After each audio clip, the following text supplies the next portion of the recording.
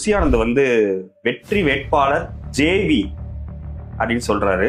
ஜேவிக்கு என்ன meaning sir? Jananayagan Vijay.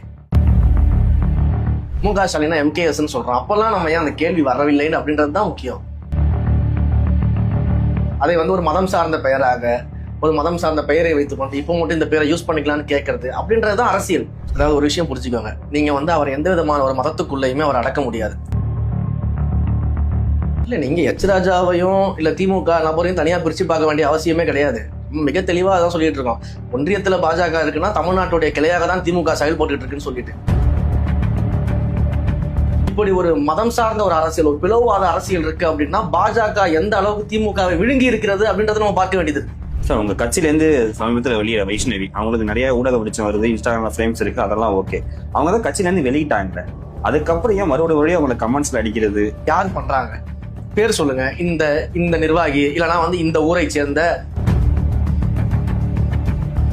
4 ஆண்டு காலம் சட்டமன்றத்தில் இருக்கீங்கல்ல, தலைமைச் செயலகத்தில் இருக்கீங்கல்ல, இந்த 24 பேருக்கு என்ன பண்ணீங்கன்னு சொல்லுங்க தரோம். அப்ப 4 ஆண்டு காலம் நீங்க செய்யலன்னா இந்த 3 வருஷத்துல நீங்க 3 நாள்ல நீங்க என்ன செய்ய போறீங்கன்னு கேட்கறோம். மக்கள் வெறும் முதல்வர் வேட்பாளர் உங்கள் விஜய் நம்ம சொல்றாங்க. அது ஒரு ப்ரொபகண்டாக்காகவோ ஒரு பிராண்டிங்காகவோ நாங்க அதை உருவாக்கல.